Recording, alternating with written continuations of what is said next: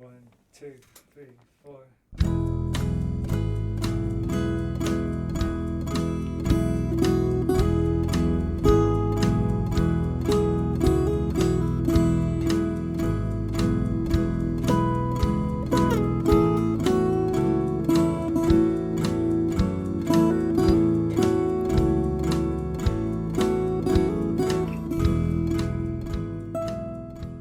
You are listening to SKYLIT, the SKYLIT Books podcast.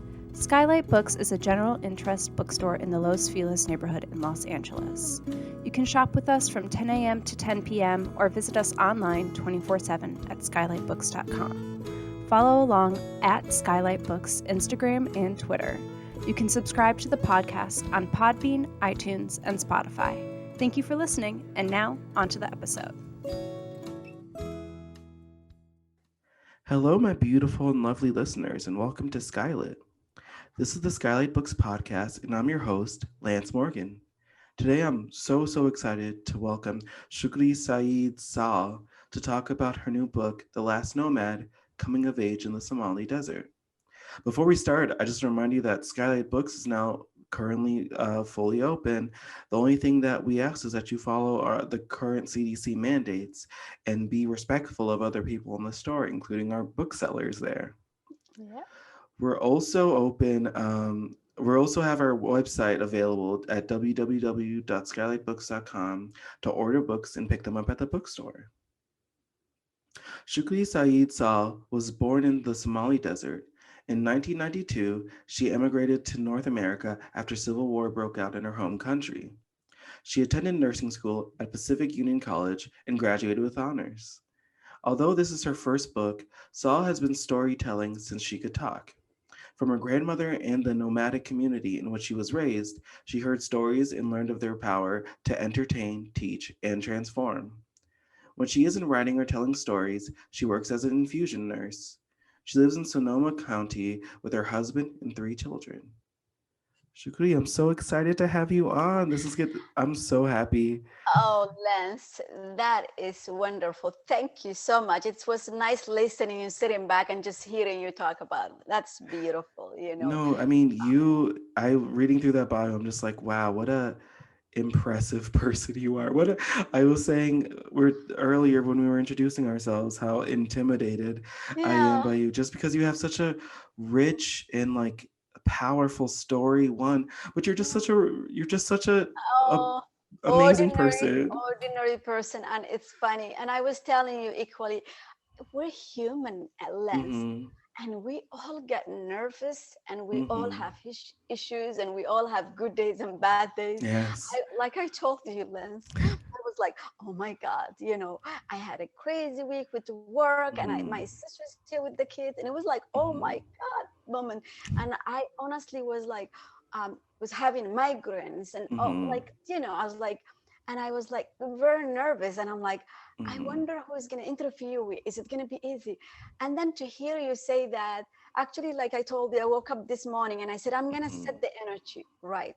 I'm going to Mm-hmm. invite whoever is going to interview with this, with me, and just for both of us to have a pleasant interview Mm-hmm. and to acknowledge we can both be nervous.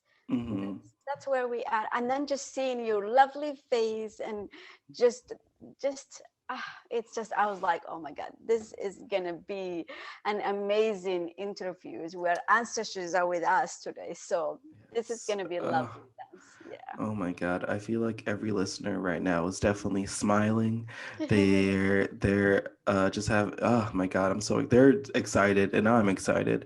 So Oh, I'm ready to hear you read. I'm ready for your reading that you have prepared for yeah, us I want to today. be honest and say I'm like a nervous reader. That's why we hired somebody to read when it's like one of those people, when you concentrate the steps of Hmm. walking, they're falling, right? So Hmm. I'm No, gonna try my best. I Let's mean, thank I you have a beautiful voice, so I'm very excited to hear it. Yeah, thank you. So I'm gonna read from the prologue, okay? I am the last nomad. How can I be the last one? Nomads still exist in that far away desert where I grew up. So, how can I make such a bold statement? What I'm really trying to say is I am the last person in my direct line to have once lived like that. And now I feel like the sole keeper of my family stories. As I sit here in my home in California, weaving my tale for you, the weight of that responsibility urges me on. All of my ancestors on both sides of my family were nomads. They traveled the East African desert in search of a grazing land for their livestock and the most precious resource of all, water. When they exhausted the land and the clouds disappeared from the horizon, their accumulated ancestral knowledge told them where to move next to find a greener pastures. They loaded their hats and belonging into their most obedient camels and herded their livestock to a new home. My nomadic family was at the mercy of the weather. At the end of July, at the long dry season, when the clouds finally rumble with rain, we look up the sky with renewed hope. As the desert quenched its thirst, the red earth crackled back to life. Responsibility is adults welcome the rain with drums, singing, and dancing. Children get fat and healthy, sitting around the fire at night. They soak in the folk tales and poems passed down from generations to generation. But despite the renewed abundance of food, we knew we had to preserve some of it for the dry season to follow. Sometimes the drought hit harder than usual, killing both livestock and people. Bones and twigs soon litter the train where goats and sheep once happily grazed. In those times, my ancestors ceased singing under the moon. Their drums hardened and they longed for good news. Children no longer heard stories by the fire, and an old poet would bellow to the desert, voicing his agony. He will speak of a dying land, taking his precious camels. His mournful poem will then travel through time and across borders to remedy the pain of his people for years to come. My three children, raised in California, know nothing of the nomadic life except from the stories I have shared. As I sit here now in my comfortable suburban home, listening to my teenager son excitedly tell me about his favorite YouTuber, I am reminded acutely of the void between my past and my present. I speak of a world in which he has little understanding. An old African proverb says, when an elder dies, a library is born. I'm not an elder, and I'm not an elder, but I do feel a portal between two worlds. I am the last person in my immediate family who hold this particular library of knowledge. As the years pass, the sense of urgency I feel about sharing my experience with my children and the world grows. In my imagination, I have shared my story with each of you many times as we gather under a clear black sky, its shiny stars guiding my ancestral wisdom. I have imagined you leaning into me as if I brought the news of a water of a drought. After a drought, I have poured us more tea, for I knew it was going to be a long night under a luminous moon. I wanted to get this tale of mine right. The fire between us has crackled with excitement, as if to nudge my story along. But now it's no longer enough for me to just imagine telling you my story. I feel the need to bring you all to the fire and to my world. Wow, I know you said you were nervous to do that reading, but like I want you to know like there's just to hear you read that if and it's your voice to say it. It just I felt the magic in it, the Oh, beauty thank, and like your own truth there. And thank I you just so much. and the words are just so beautiful. Thank you so much. I have, I was going to mention last, and we don't have to maybe record, but I want to really tell the readers that each chapter starts with a Somali proverb. Okay. Mhm. and it is translated by my brother, who passed away this April. I'm so He's my sorry. younger brother, and I'm sorry. I loved him so much. His story you read, he was all over, and I was the sister who chased him every hole, everywhere, who tried to carry his trouble with him. If only love could save him. But in the end, I lost my brilliant brother to alcoholism, and he died on the streets of Edmonton. I'm so That sorry. was the hardest pain, and his sister has to endure.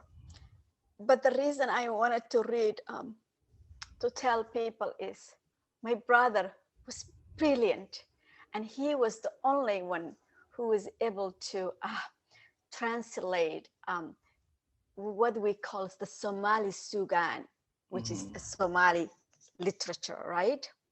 Because he had a deep understanding both Somali literature and English literature. He will call every summer the summer of Russian literature, the summer of Spanish literature, Yeah. So I have a hole in my heart. So in this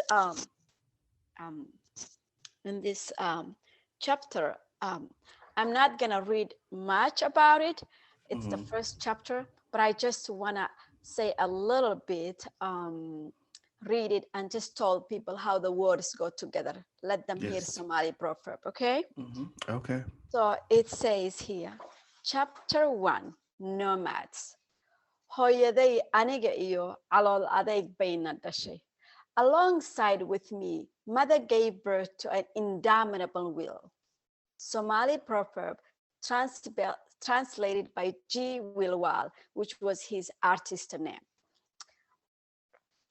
And this one starts quickly. I ran as fast as my skinny little 6-year-old leg could carry me. My heart pounded in my ears, and twigs snapped underneath as my feet skimmed the scorching desert. Before me, I saw nothing but vast open land, littered with rain-starved trees. The hot East African sun played tricks on my eyes, shimmering and dancing on the horizon. A glimmer of hope erupted as I glimpsed my Ayeyo's head through this mirage. Would I make it to my grandmother's before I was torn to pieces? I was afraid my body was already too tired. My Ayeyo's warning echoed in my ears even more loudly than my beating heart. Leave those warthogs alone if you want to live. An hour before, I had been the one in power. When I spotted the herd grazing nearby, I had an urge to chase them, but they broke into a trot, fleeing with their tails up in the air and their young trailing behind. Encouraged, I followed, throwing stones and twigs at them. Warthogs were ugly, useless creatures anyway. We never ate their meat, even if we were starving. My Ayeyo told me warthogs will run from me until they reach their home, but then will fight back viciously. I want to obey her, but I was also determined to test that theory myself. Would they really turn vicious? I felt elated to see them scared of little me. I continued my assault, targeting the small one falling behind. Mother Warthog warned me against bothering her young, sometimes circling back to intimidate me. But the whole herd was now running, 2 by 2, away from me. I did it. I won. And I'm going to leave it there. I mean, yeah, what a what a great story too. I mean, I think that I want to ask you to start off our conversation. Yes. I want to ask how it must feel to bear so much of your story, your history, yourself on the page in the story, because I read it and I just thought, wow, what a brave thing to do. What a courageous thing to do. And like, and especially to like when I imagine that you shared your story to your family and your children and your Yeah, loved ones, but yeah. like this it's different when it's on page, right? When it's on. Oh my God, it's different. First, I want to really lance Morgan. I want to thank you. I don't know if I say that. I want to thank you that I am here with you. The two of us can see Oh, each other, and thank you you. are the one. I wanted to thank Skylight, um, bookstore. I Hmm. think bookstores are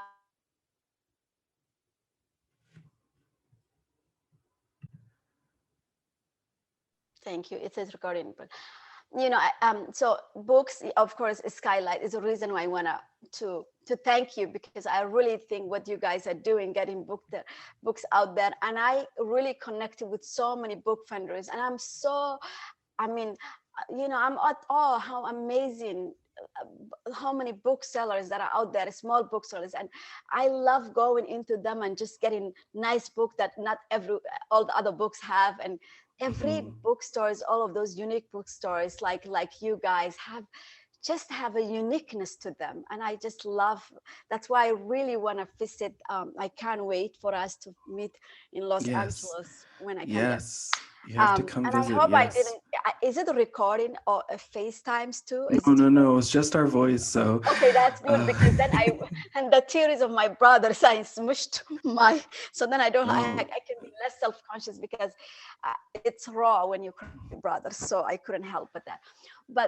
But so you were asking me, Lance, uh, you were saying kind of being brave, and what Being brave to like bare your soul on the page and write stuff that maybe your loved ones, and I imagine that you've told them a lot of your past and your history, but this is on page. It's different. Your stuff that you don't even remember gets brought up sometimes on page. Oh yeah, it was really honestly, first of all, Lance, a lot had happened to me, and that are kind of different. I don't know. You remember how in the book, as you read, Hmm. I was my mother's fourth daughter, and Hmm.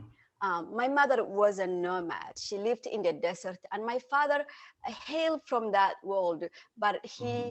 he got an education. So by the time he met my mom, he was a teacher, both of Arabic and English, right? Hmm. And it was my nomadic desert mother, who is only 15, married my father. So she knew in her mind she was gonna sacrifice one of her daughter to that world, right? Hmm. Because to her it was like, I am not going to leave my nomadic mother, which is my grandmother Ayaya, we Hmm. call it, alone in the desert with no help. For us, it's a cultural thing. We need to help our elders, and and of course, Hmm. daughters, sons were favored and daughters were chosen for help. But my Hmm. father held a different view. He actually wanted his daughters to get an education. And Yes. he believed, if you educate a daughter, you educate the whole world. If you educate a son, you educate one person, right? So here I am, Lance, born to this world, a very kind of, I was one of those skinny little girl with big ear. I have my Obama ears, with big ears, and always ready to cause trouble, always ready to discover what's going on. Hmm. And perhaps, and then my mom really, their acrimony reached at peaking point when my mother pulled me out of my school and said, this is the one I chose. And so she chose me and she dropped me into the desert. So, you know, Lance, I felt it was my duty to be Hmm. brave and tell this unusual, even within our Somali culture, story of mine. Who Hmm. else is going to walk you through the world I walk you through when I Hmm. was writing? So I really have to be brave. And honestly, Lance, we Somalis, I don't know if I was even being brave. Like, that's me feeling your energy and saying, hey, Lance, be brave. Let me dig that up and, feel it. I think I was just really trying to tell this story of mine and be honest and be authentic and be vulnerable and be human with you. So I can take you to this world of mine. No, and I appreciate that. I don't know. I feel like that doesn't even encompass how I feel about it. I appreciate it. I Yeah. respect it. I like I have respect. I feel like your book, I want a respectful place for it, because it's just it's so it's such a treasure. It's such a Well, thank you so much, Lance. That's so kind of you. no, it's so kind of you to like share this Yeah. story. I reading it and reading the beginning, especially about you living in the landscape, the rough nature, the full of nature, full of animals, full of like I actually was jealous. I was like, I wish a part of me got to experience nature. And I've Yeah. talked with people who Yeah. have experienced nature, who've been outside, but Yeah. this felt different. This felt like you champion this from a young age. You champion this rough terrain, and you Oh, became yeah. Tell me about it. I you mean, yeah. became you were like this person of the land. Like, I mean, how does it feel, one, looking back at that time, and like, do you miss it? Do you miss the being a part of nature like that? you know you know when I look back my world, i Mm, I think in pictures and think so. For mm-hmm, me to write this story, I was literally seeing, and of course my ancestors were with me, because I had asked them. I said, do you want me to tell this story, right? And mm-hmm, I knew if they didn't want this story to be told, they will block it. So the fact that we're here, first of all, talking about my ancestors' land and love for the mm-hmm, land is privilege that they have bestowed upon us. Okay, so I want to right. kind of really think, and I was going to tell you, so in this world, I really miss it. I miss it, and I miss my grandmother, and I miss Mm-hmm, people who passed away, and I miss my mother. I miss even my father. But the mm-hmm, desert was my the four for my foremothers, right? mm-hmm, This is um I feel like it was me who have to bring this world to life. And I miss mm-hmm, just looking into the distance and seeing the vast open land and hearing the call of, sometimes, we hear lions and hyenas. I miss the stories by the fire and this wisdom of my ancestors just soaking to me mm-hmm, like I've been thrust through my body, and I just took in as a child, mm-hmm, and imagine this, like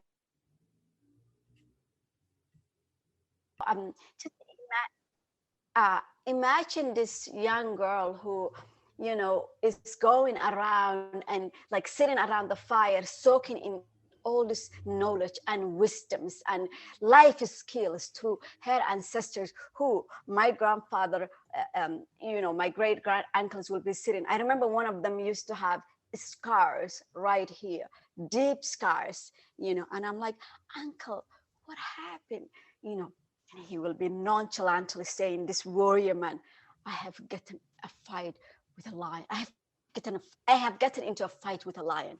I mean, can you hear me, Lance? yes, Yeah. yeah, And you would be thinking, you're a little girl, I'm a little girl. So I'm thinking, wow, you fought with a lion and you're here with me. And it was nothing to this with my grandmother, she was shooing lions left and right. I come from So I miss the way their life was simple.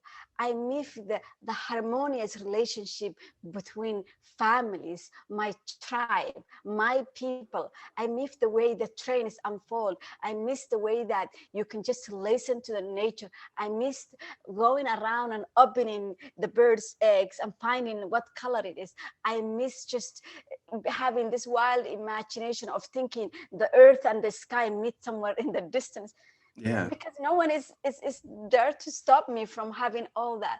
So I miss my family. I really did not look at it as a bad thing. Now, mind you, the desert is a most hospitable land in one of the earth, right? Like, I've been bitten, Lance, by a scorpion. I've Oh been my bitten God. by a snake, chased by a crazy warthog. I mean, chased by a camel in heat. You name it, Lance, and I Mhm. am here with you. I mean, you are having a conversation. We both are having a conversation in California. Like, what Right. are the odds that life, I who grew up that far, Lance, far away Mhm. land, which this thing will never be possible, right? You and I Right. meet will never. Yet my life trajectories took so many crazy paths for me Mhm. to land here, and for me to be Mhm. here with you, Lance, and having this beautiful conversation, a lovely conversation with you. I am very thankful, and I am miss that world very much. Mhm. And in fact, one day I hope to visit there. I long there. I long. No, and that, I mean, I feel that in your book, and also just like, yeah, it's crazy how, you know, life works like that. Like, you just you don't know what tomorrow will bring, right? Isn't it? Isn't it? Yes. It's fascinating. And I want to know, do you still find ways to be in nature like that, to be a part of, the earth the same way that you used to be? Do you find those that in like your life now? Oh, it's interesting you ask that, because everywhere, actually, there was an interview that took place not long ago. I Mhm. took a walk with the lady. I am Mhm. often hiking, and Mhm. it's funny, I always hike with people and I enjoy it, but during the pandemic I end up hiking alone, right? A Mhm. lot. Right. And what I actually found was I start enjoying lands, just having that uh, moment with animals, right? Like, Wow. I Yeah. like birds will literally windsurf right above me, and I will just watch them, and they will just come to me and just come say hi to me. I will close my eyes, and I will first find one of my favorite tree and lay on it. And it's one of those trees that had fallen due to its Mhm. weight, couldn't bear its weight. It's still alive, Yeah. but it's just kind of leaning.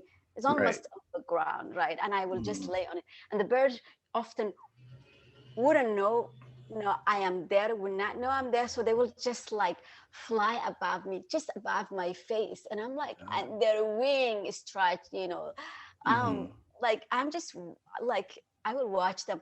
And you know what it is, Lance, let me tell you Mhm. something.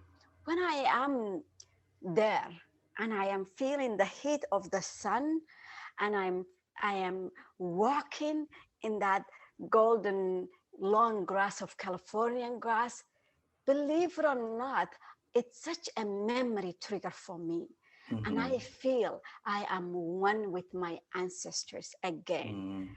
And that is a moment for us as well. So that's why I Mhm. really, really enjoy hiking with people, hiking alone, just talking and being with my ancestors. Often when I'm out there, it triggers me to write a lot. So I'm like, all of those, it's like my mind all of a sudden opens up, and I have this capacity to write fluidly and beautifully. And I'm like, where are these English words? You were hiding all, and now you're coming out, and now I don't have a time to write. I don't have a pen with me.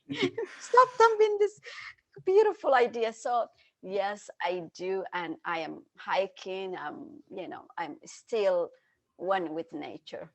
No, that, I mean, even when you talked about how the birds come near you and this tree that you found, I wonder if you have some sort of like, you know, either the birds, these animals recognize that you have like a connection to them, or you see things, you see nature differently than the rest of us I because do you. see nature different. It's funny. I'm often seeing things that people don't see. Mhm, And if I am distracted, often I am caught off guard, you know. mhm, And I remember one day I was walking and I see a mother cow, and I see mhm. she had, baby cows over there. Calf, are they called them Yeah, calf? Calf. calf. Yeah, Yeah, yeah, yeah. calf, right? Right. Anyways, they were walking and they were like, there's a street between the mother and her babies. Of course, we know not to go between a mother and her baby. Yeah. But so I had spotted that. But because my friend who had a dog with her was talking to me, um, Hmm. I had forgotten already. Like I forget that I saw a scene that I need to be careful not to walk between them, or Right. give them time. Yes. But like I said, I was distracted, and so I walked through. So so we did that, and all of a sudden, mother charged at us because she was absolutely upset at the dog. And so my Hmm. friend is like running around, and the dog is getting. Then I realized the cow is really upset, and she's not giving up. And so I was actually running ahead, and then when I realized it wasn't letting go my friend, I come back and I just turned into a monster in front of the cow, and the cow disappeared back. And I was like, oh, we made a mistake. But she goes like, how did you do that? I go, well, like animal, like I have to like turn crazy on them. Like we know how to communicate. We got each other. She needed that. It's like when I was talking about the baby goats and you're feeding them, and all of a sudden, I'm giving them water and they get out of control. I have to bring my Hmm. stick, I'm like that. Right. But you had asking me, am I, do I do if animals if I feel animals, or if they're talking to, I do honestly, and I don't know if some people think this is crazy idea, but Hmm. what you really are in tune is what tells you their stories. And I know I am seeing that bird that's watching the nest. I am seeing if the birds fall from the tree. I am seeing, um, you know, um, just the way the sky is. I am seeing when the clouds are forming and I see the birds excited. I know a rain is coming. So Yeah. everything that I learn, I smell the earth. The earth smell Hmm. is different when it's about to rain, when it's Yeah. about to let down on us, Hmm. right? Right. So yes, I am one with nature. Like often, like I just enjoy, and that is my form of meditation. That is how I center myself, by just being with nature. I really think two things that help me with life are really meditation, which I'm not always good about it. But sometimes if I watch scary movie, I will Mm. meditate for 30 minutes because I don't want to have a nightmare. Right. Also, but also just being with nature and letting your mind free and Hmm. listening to the sound of nature, the lizard, just go shh in the bushes. Everything tells you stories if you are willing to listen. Yeah, no, that's very true. And I Yeah. feel I want to hear you just talk about nature for I'm gonna say your next book maybe should be about just your love of nature.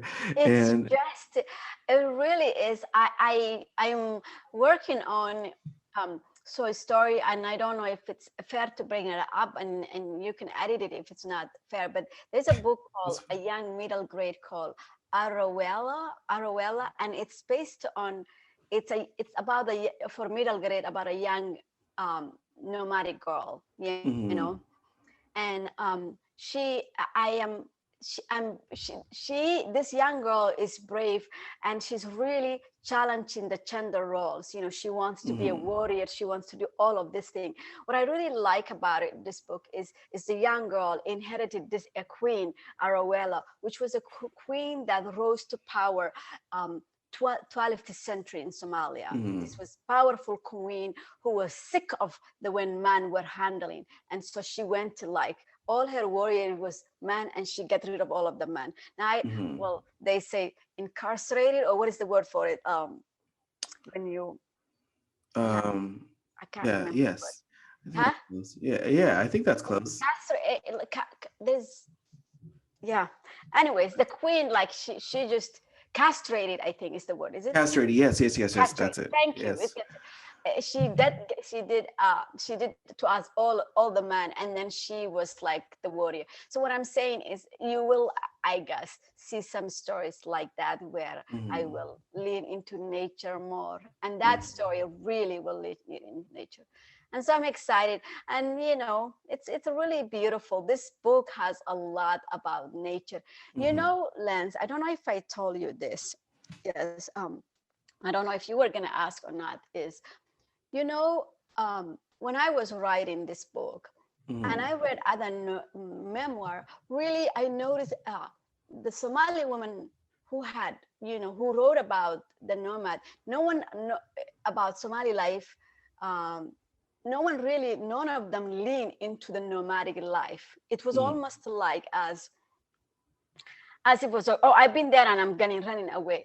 It's like I'm like, I read the book and I like it, but I really wanted them to lean into the nomadic life, because what a beautiful life. So when I decided to write my book, I said this chapter is going to be long, Mhm. and it was a risk, right? But I Right. realized if I love it, and I love, and I am excavating this world for you, this lost archaeology almost, then I'm sure others are feel Yeah. like me and may want to read stories like this. You know what I mean? Mhm. So Yeah. it's a risk, but it's something that really I'm glad I follow my intuition on this. Yeah. Mhm.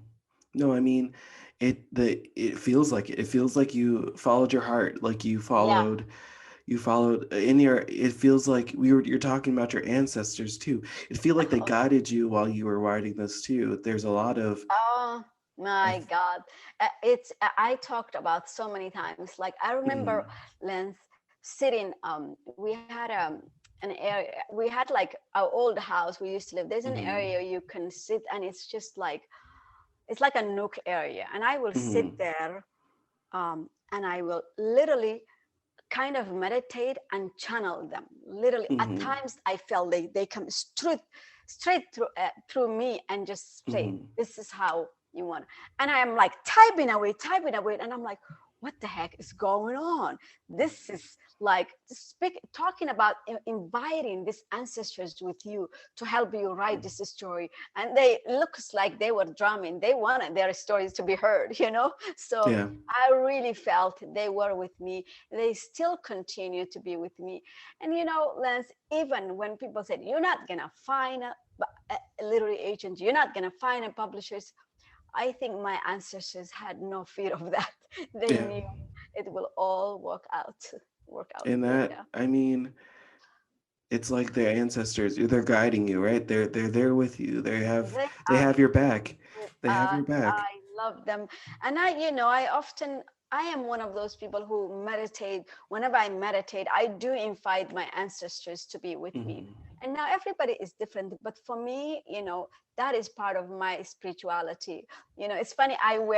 Nobody can see, but I wear something called qardas. Mhm. And of all places, I found qardas in Sebastopol, this hippie town. And this qardas is the one I have is usually, you have a little leather bucket, hanging Mhm. from your neck. And some people like put herbs. Some people, they say they put Quran. But the main thing is to ward off bad thing. But I actually find one that has crystal. And what I really do is, it's not more I am want to ward off something or anything, but it for me, I feel it reminds me that time of the desert.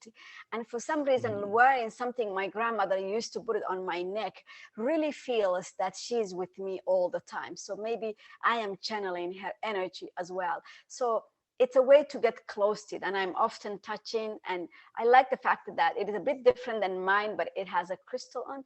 But crystals are also good things. So I am a little bit hippie, like Mhm. the Somalis call me. You're a little bit hippie, huh? Aren't you? Yeah. No, I mean, but I think it's beautiful. I think you have like such a a freeness about you too, and just that's a free a lightness in your spirit too, that I feel like, I mean, reading the story, reading this your story here, I Yeah. just I could see a person coming out of everything you came out of with a lot of heaviness, with a lot of darkness, with a lot of, Hmm. you know, negativity there. But I don't get that from you. And I will. Can you talk about like this, you know, all the journeys you went on, and you know, having to like deal with having being forced out of your country, coming to a new land, a foreign place that like Yeah. isn't Yeah. this, and as a person who is from North America, I know that it's not a place that's easy on people are who are new here and are looking for, you know, a place of hope. So how did you keep so light and so, you know, have this beautiful Yeah, it spirit is about it? really it's interesting because I often tell that there is there's two tokens, right? There's a yin and yang. So Right. I made it, but my brother, my brilliant brother, didn't win. Hmm. So there is a price to trauma, right? Some of Right. us will make it, some of us won't. And I wanted to Right. be honest and be respectful that of that. And I also wanted to be respectful all of the people who continue to fight, right? Right. And I want to tell all those people who are out there, like really, like just keep going, and I'm sending them all my life, because really trauma is a problem for many people. Now Hmm. I think, you know, a lot had happened to me. Oh my God, a lot had happened to me, um, to my body, to me as a woman. You know, we come from a culture that really from a young age shame us, and then just you know, you know about our you know, female body, you know, this is a culture that practices female circumcision, right? Right. So but the shaming and the grooming for it, even though I wrote it so beautifully, it starts very early. It starts when that little girl who is 2 years old opens her leg accidentally, and somebody literally brings a lit fire, try to kind of, I'm gonna burn it, your private kind of, you're like, oh, you know. And Hmm. then comes time you are circumcised, and then you are constantly told to be subservient, you're constantly told you are less than of a boy. You know, we come from a culture where girls are continuously surfing the boys, right? Actually, recently, Lance, there was a young a friend of mine was visiting me, and she had her uh, niece with her. And this girl is beautiful, amazing girl. And I was talking to her. She was telling me, "Oh yeah, I take care of the house and blah blah." And I said, "Oh yeah." I said, "You have a brother?" "Yeah, my brother is older than me. He doesn't do anything. I do his laundry for him. I cook for him." I said, "How old Hmm. is your brother?" 17. "And how old are you?" 16. "You are doing his cooking, cleaning, and all that. And your family?" Like, I thought we left those things back home. But you Hmm. see, to be a Somali woman, Lance, it's a hard Hmm. knock life, let's just put it, right? Yeah. You really have to be an iron rock to survive. That is the world that I came from, and I continue to exist, right? And Hmm. then of course that happened. Then I was thrown into as you see, female circumcision. I lost my mom. Hmm. You know, wars have been, people are trying to rape us as as women, like as a collateral damage. It was one Hmm. thing. And then, Lance, just when I thought I didn't, like, that was it, I'm thrown into a border, right? Become When I Right. became a refugee. And not only am I in a border, the Kenyans were like, "You are not entering our country." And I'm like, I didn't even know borders exist between Hmm. African countries. Really, that wasn't news to me. So I'm like, oh Right. my God, I am really not. And I'm watching my family getting baked in the sun, because Hmm. we're just creating this makeshift thing to huddle, you know. And again, you know what? But despite the suffering, at night we will manage to gather and tell stories, have you heard from the book, and talk Hmm. about how, like, people will say, did you hear that lion? He's fighting over the kill. Or people will say, you know, oh, somebody lost their bride, whatever, you know. And I'm like, what? Like, and we'll just drink teas and then. And during the day, we are suffering. We're going through this. Kids are dying. People are having, what do you call, lice, scabies, you name it. You could dysentery. And then Yeah. you expect it to survive. And then, of course, I survive and enter Kenya. And then I was again thrown into another, what do you call, um, come to Canada, right? I'm like, Mm-hmm. oh my God, landed lands in the dead of the winter, right? Oh my And God. I am like seeing escalators and elevators. I'm like, I'm just gonna fly off my feet here, people. Oh Like, my God. it was lands so exhausting. I was telling a friend Mm-hmm. the other day, I said, I remember it felt like I was going to a new job that I said I felt like I landed in a new planet, and I was told, go ahead and survive. Every day I go out, and when I was in Canada and I come back, by the end of the day, my head felt so heavy, Lance, because I was exhausted. I didn't know how to take Mm-hmm. elevators and escalators and all of this. Some people knew. That's not true for all Somalis. I didn't Right. know. And then, Mm-hmm. like, so I'm nervous, and I'm young, so I'm Yeah. trying to be. I'm like 18 or 19. I'm trying to also be cool, right? I'm like, Right. what's up here? That's, I'm trying to be cool. I'm trying to Mhm. that handsome black boy to notice me, Lance. I'm trying Yeah. to keep some shit together, but hey, flying off my feet ain't gonna be funny, Lance, right? So, Right. oh my God. So I'm looking, watching how everybody's crossing. So, and then I have to learn English, and I will Mhm. make a fool out of them. And and I come to home, I have to run away. It was a lot, Lance. But Lance, the reason I really survived is because I am always grateful. Mhm. I don't look at my life as a bad thing, but rather I was given a series of challenges and I overcame. And I'm here thriving. Doesn't mean my life is dandy dandy, whatever you call it, like happy Mhm. every day. Hoo-hoo. No. I am human. To be human is to experience a spectrum of emotions, and Mhm. that is okay. But what I really say, I never seek to be happy, Lance. I don't say, I want to be happy. I just want to be contented. Mhm. And that I am often given. And I'm thankful for that. Yeah. Yeah, and that, I mean, you just,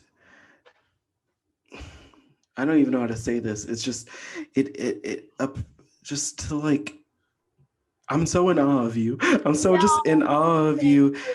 in of, I'm so happy we're having this really candid conversation. It really makes me, I was nervous, but I am really, you are letting me to just open my wings and fly. So I love that. well, I mean, look at that 18-year-old who was afraid of flying, afraid of Yeah. flying off into the air. Look at you now. You're soaring. You're I'm soaring. sorry.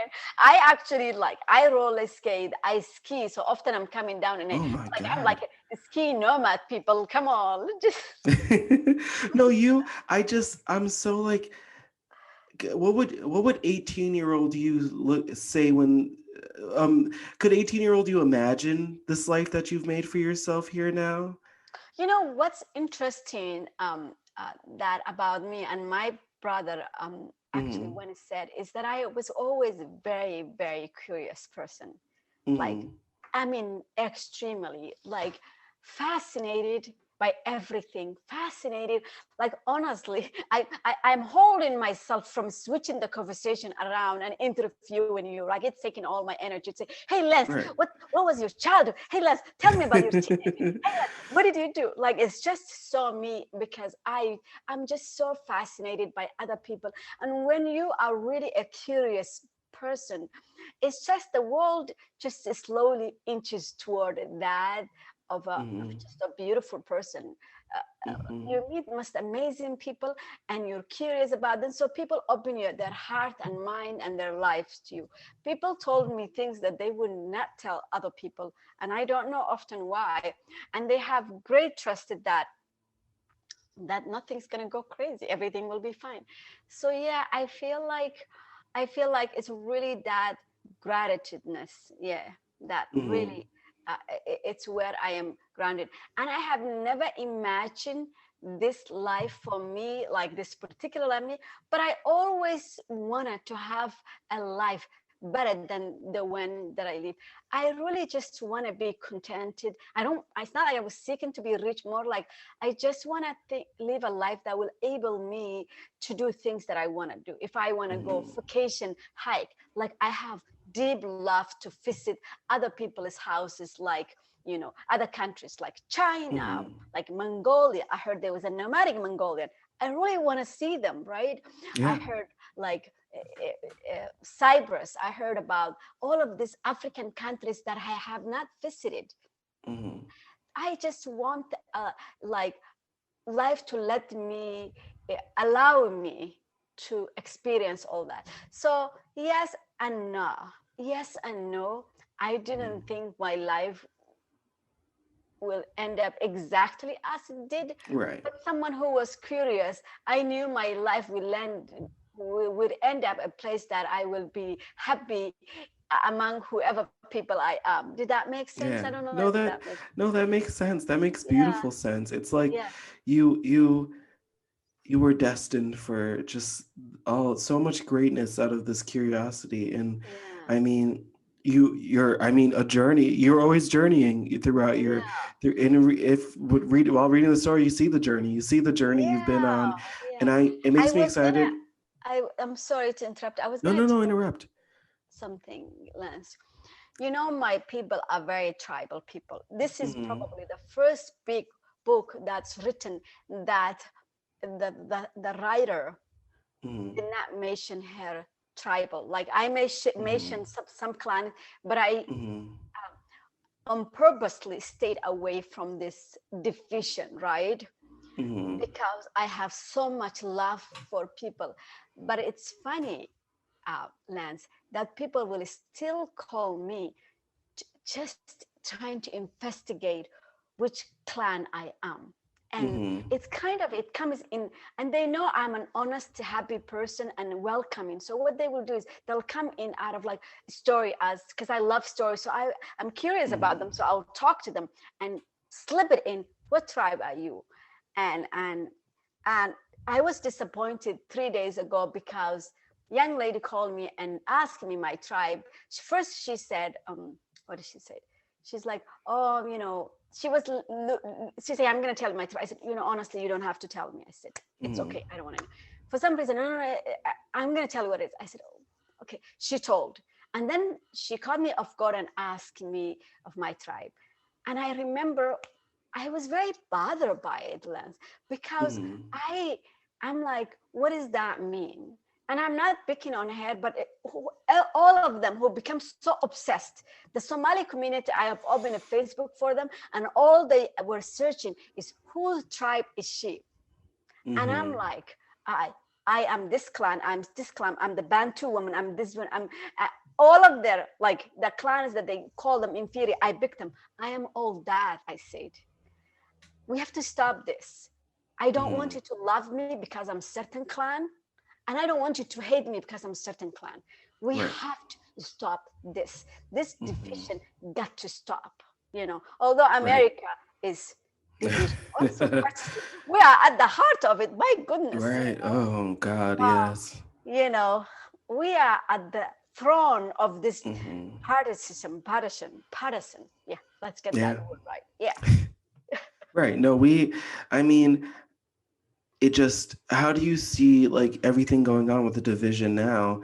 Does it relate to like a lot of what you saw throughout your life? I mean, in Somalia and like, No, it's honestly, Somalis are interesting. Like, even though they want to know your clan or something, I have also experienced that humanness. Like when my brother was sick, people will come, change his clothes, feed yes. him, I had a guy named Yusuf.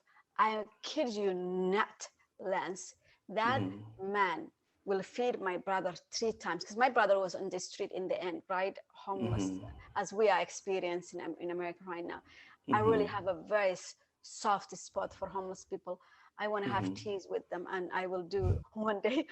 And so my brother, he will feed him 3 times. Another Somali lady will change him and wash my brother's underwear, change clothes, and every day she'll come back.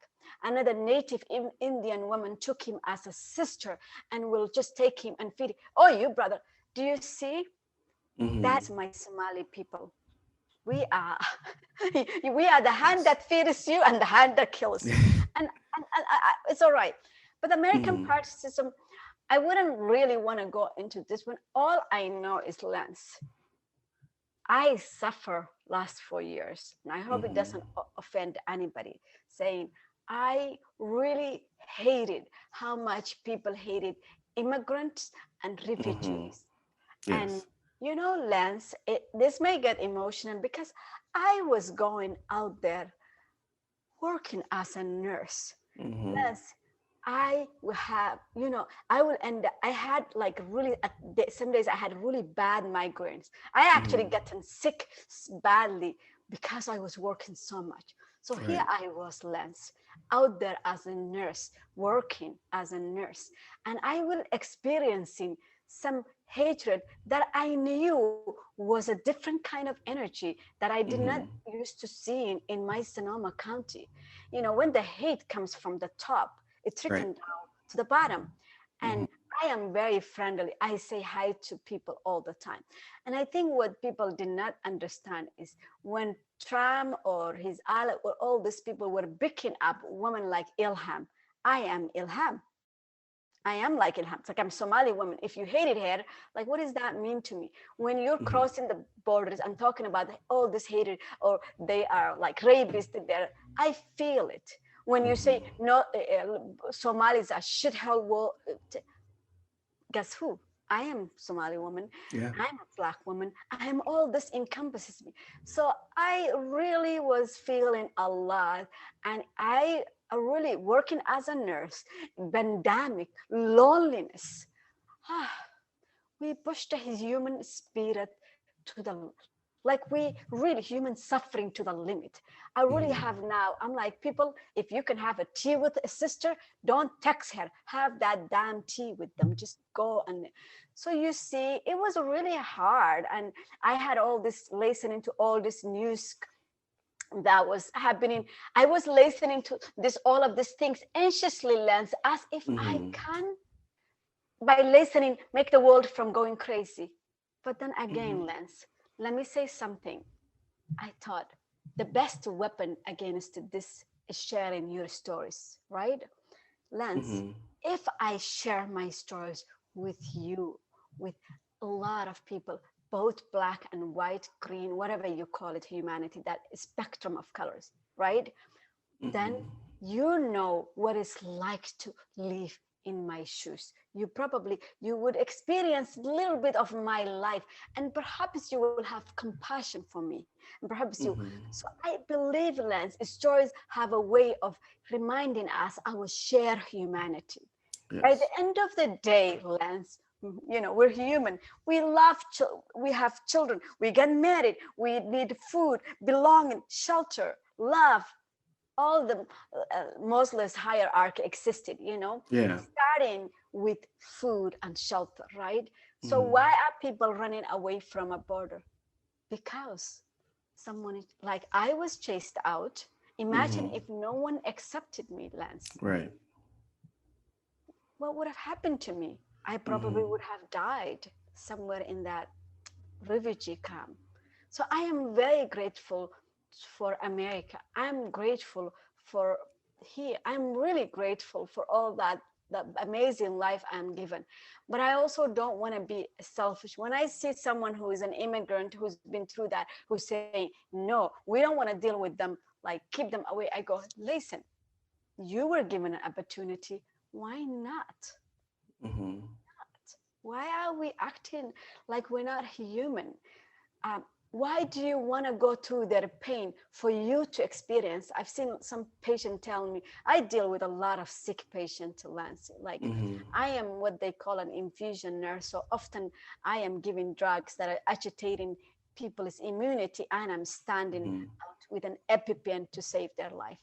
But what I'm Mm-hmm. saying is, like, I don't want you to, and those patients are very humble and go, I'm sick, and they really appreciate when I'm so kind to them and so understanding and say, don't worry, because part of me is I'm a nurse, but I'm also know what it's like to be in pain, what it's like to be uh, feel vulnerable, you Mm-hmm. know.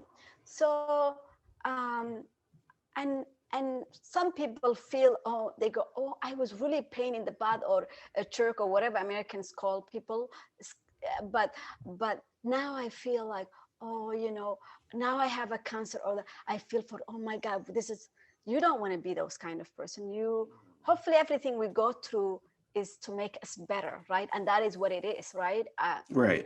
A bad experience, but still, like I don't know, I'm still humble, and every day I have to remind myself, yes, I am that young immigrant refugee girl, frightened, who end up in the borders of Kenya, begging to let to let her in, to someone to Mm-hmm. let me in, to feed me, to clothe me, to humanize me. Yeah. Mm-hmm. And wow, you, wow, I just, again, I'm amazed by you. I'm amazed. I am in awe of you. Oh, thank You're just a person you. who Thank you so just, much, Lance. You are amazing human being. Well, and I can't wait for our paths to cross and for us yes, to come to a skylight and have a tea together. Is it? yes. Can we have a tea in there? Is it a place you can have a tea? Probably Or not there, but around, outside, there's places around. We will have a tea together, and we'll have a nice yes, yes, conversation. And even just hearing you talk about like this, the community, the Somalian community, it put in me like the reminder that, because my Jamaican community too, oh and yeah, how, you got it. You got it. Yeah. I mean, it's just anywhere I go to that's in Jamaican space, I feel family. I feel Oh, we connected. I are. feel that, and I Oh, just, there's so so they much. say to my brother, like I'm telling Mhm. you, Lance, like Somali community are very, very hospitable. We are the kind of people, it is normal. If someone tells you, I'm visiting here, like they will Mhm. automatically either make you stay with them, give you food, or Yes. they'll get you a free place to stay. Yep. Like I have all the people that have, that have come through here, like Mhm. I've done that for them, and others have done that for me as well. Excuse me. So, They're fine. you know, I think Mhm. people often forget that. Like sometimes I'm always shocked when people are like, I have to do this for you do this. No, and I really practiced that when I was a young mom raising my children. There was a lot of funny things, but my children went to like a Waldorf type of school, and what I really liked about it is the community. I once I get my own community, I was really okay with it. Mhm. And what I really liked about is this like community just gathering, and so when someone have to pick up the children, I'll sometimes pick up 3 or 4 children of Mhm. mine, of other people's kids. I'll bring them Right. home, and I will feed them, and I will do all Mhm. kind of things for them. I remember one time when one of my friend, her daughter was like vegetarian, but the kids were like begging. I'm like, you know what, eat this meat, okay, and you're Mhm. gonna be fine. You're anemic, okay. So the girl just you will eat and felt better. Lo and behold, later on, the mother decided not to make her kids vegetarian, because of obviously she saw the things I was observing. The kid was eating, Yeah. whatever, or maybe she just changed her mind. But I felt it Mhm. was a little too much for her young 8-year-old. So anyways, I Mhm. said, unless you're allergic to it, go ahead and eat it, and I Yeah. can save you. So it was kind of funny, like always, like, and I was probably breaking the rule. Like now, when I cook for people, I have to say, who's the gluten free, who is the vegetarian. So I am Mhm. cooking huge dish of meal, and I will just like make everybody happy. I am one of those people. If one of the Somali women is gift, a lot of us are very gifted with this ability to cook for like huge people. I one time cooked for one of my friend who had cancer, breast cancer, and for her 40th birthday, I really did wanted her to feel happy since she was just dealing with so much. And I cooked for 65 people 3 days God. straight. But you know what? So many of us gather, ate together, and Yes. enjoy ourselves. So I am Yes. all about connection, community, and just huddling with love. Yeah. Yes. And no, that's the love. Yeah. That's what we all need. That love. That We love. forget that. There's And I really, Lance, we forget that. And I hope now that I am afraid, Lance, now that pandemics happen, and hopefully we will one day say this is behind us. I just hope that our human social uh, connection is not gonna be all gone, and then that we will hope just so. stand like that. How something we used to do long time ago is frowned upon. Maybe one day a friend's going out or having tea or eating from the same bowl will be frowned upon. I'm really, Lance, one of those people. Like, still, somebody asked me the other day, what things that still make you, that you find odd in, like, you cannot quite get used to it. And that is, if I have a food, Lance, if I have a plate of food and a person is sitting, there's no way I'm just gonna eat it away. I will always, even in this pandemic, I know it's pandemic time, but I haven't touched it, and you can take some portion if you want. I have to do that. And I know maybe, I know some people will probably be happy if it was wind out of it. I don't ask them. And I'm not asking you to give me your food. I'm just saying, like, I don't feel comfortable sitting beside a person and just, that is where I get the most uncomfortable, because I can't just eat that food knowing you don't have to eat. Or maybe you do, or maybe you don't. It's just Right. like, I don't feel comfortable doing that. So I'm often, you see me going, like, looking around, seeing who I can offer the food, and it's just weird. I don't know why. I'm probably weird with less. No, I think that that has a lot to do with your heart, your your amazing heart, Yeah. and I just one I love talking to you, and I love hearing you talk. You Yeah. just is such a great. I feel like you should. I want to hear you like talk to a group of people. I feel like you would be a great like motivational leader and Well, I hope speaker. so. Although I can be disastrous at times, I think what helping me I is don't believe it's you. because sometimes some conversations can start in naturally, and honestly, if all of them can go as well as we are doing, then we'll be good. But I am so really, I'll be honest. I think, it's one thing to write a book, and it's one thing to get it out there. And I'm like, it's another thing to be out and people watching me. I'm like, oh my God, my eyes are gonna cross. I'm just gonna probably like do crazy thing, and my bra is gonna fly into the other. God knows what's gonna happen. Just I'm always imagining these crazy scenarios, desert woman is now falling apart. Yes, yes. There you go. No, listen, I can't believe it because after this conversation, I just believe you're one of the best conversationalists. So I'm going to believe I have the faith for you that you will be great. Lance, listen, I'm gonna be saying, Lance, remind me who I was. I Because anytime you tell me anytime and I yeah, will. I was like, No. Lance, somebody invited me. I think they look like a big shot or something. I'm so nervous. Reminded me of those days. No, I will be that person to be like, no, you got this. You You got it. What did 100% got Obama say? this. We can do it. What did We he can say? do You it. We can. can yeah. Yes, we We can. can Yes, yes we can. yes, Yes we we can. can. And Yeah. yes we can. No, I'm heartbroken to say that we have to wrap it up That's because this has been quite such a good. okay. I'm gonna really miss this. I can't believe this is coming to an end, Lance. I It know, just me was too. so, you were so comfortable. You just did it, like, honestly, I did not even feel I was interviewing. A friend when I say, Mhm. Shukri, you're always very good at when you feel like just you're having a tea with a friend. You do Yes. very well with that. I go, I don't know about that today, but today, honestly, No. Lance, wow, this was like sitting in the desert, Hmm. after it rained, a good season, which now with the Yeah. rainy season, and it's Hmm. just you and I just sitting there by the fire. We're just drinking our tea and just having Yes. conversations about our ancestors and about Hmm. lives that have lived before us. Yeah, this was Hmm. beautiful, Lance. This And was I am beautiful. so thankful for you, for Skylight, and just you being this amazing human being who can welcome another being into your space. Yeah. Oh my God. And you were so welcoming and you were so inviting to do your story. And I just thank you again for writing this book, Oh, for writing this beautiful book that I can't wait to see like how many people just connect with it and just love it. yeah. And I'm so excited for you.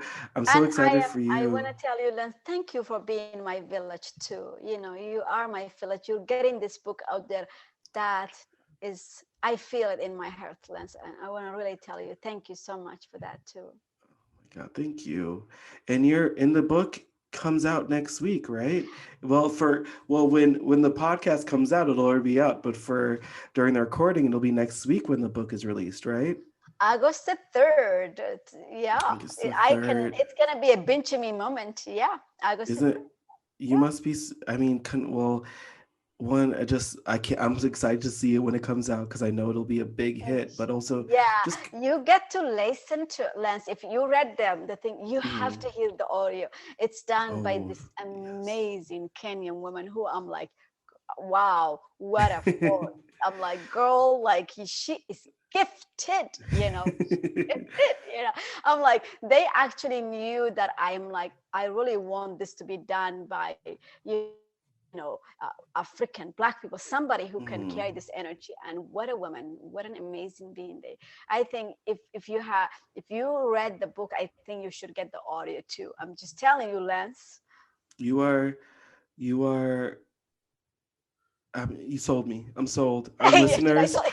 listeners, go on Libro.fm right now and download this audiobook and listen to this because that was a sell. That was a good sell. You Yeah, sold us on. I'm telling you, the audio is just as amazing as the book. And I know a lot of my friends were saying the book is amazing, but the audio Mhm. is also amazing. Don't underestimate that. And thank you, thank you so much for Skylight. Wow, you guys No, are doing thank amazing you. work. Oh my God. No, thank you for your amazing work. I always tell people the books can't exist without the booksellers, and the booksellers can't exist without the books. Absolutely. So, We are a kind of a village. We're a tribe that need each yes. other. We are Oh, all. I love that. We are a village. We are people who love books, a Yeah, village of yeah. we are a village of storytellers, I like to say, Villages right? of storytellers. Yeah, you get I that will right. be saying Yeah, that from now on. village Yeah, of village of storytellers. storytellers. Well, oh my gosh, Shukri, thank you so much again for this. Thank you Yeah. for this. Listeners, go buy The Last Nomad, Coming of Age in the Somali Desert right now. While listening to this, it's on sale right now at Skylight Books on display. Yes. Go grab yourself a copy. Go grab your friend a copy too. Grab copies of this to give out. And I just can't wait to see how much people will love this for you. Shukri, Oh, I can't wait. I can't wait till your story thank gets to you. go You out. are my biggest champion. And Yeah. I wear that gladly. Oh Yeah. my God. Well, thank you again. And thank you Thank to all the beautiful listeners out there who came today to listen to this and Yeah. who come back every week. And even the new listeners, thank you for discovering this and checking it out and giving your time Yeah, to I am us. a member now after listening to you guys broadcast. I listened a couple of it. I mean, I'm thinking you guys have like variety of amazing authors. I was like, wow. I'm, Right. I'm really And honored that you even chose me to add me to your beautiful list. And thank you we so much. absolutely not. We are the honored ones. I want you to know we are honored. We're Somalis. We're gonna fight you on this one. Like really, You know let's what? come on. We're gonna fight Listen, on. the Jamaicans will fight back and be. Oh, I forget that part. Shit. So sorry. No. Say all the shit you want to say. If you're an adult, you better get used to some swearing. You know, my husband, my wife used to be perfect, always talking. For some reason, after writing the book and working as a nurse and all of this, I see her nowadays swearing. You know what? We all changed. We all changed in And my the past 4 swearing is years. like, "You're full of shit," or but the kids are lying to me. It's like. You know, if you have a teenager, I swear to God, Lance, you're gonna at some point end up like walking on your head, like those people I was talking about. Like, listen, like, oh my God, I'm gonna go to prison. You're gonna make me do some crazy thing. Oh my God. Well, I just Thank you, Lance. thank you again. Thank you to the listeners. And you have a great, beautiful day. Go experience some nature. Go outside and experience some nature. Thank you so much. No problem. Have a good day to all my listeners. Goodbye. Thank you for listening to the Skylight Books podcast series. Please don't forget to visit our website at skylightbooks.com and make sure to follow us on Twitter and Instagram. Also, don't forget to subscribe to this podcast for more author talks and bookseller conversations. You can find us on Podbean, iTunes, and Spotify. Stay safe and healthy, and we hope to see you back in our store soon.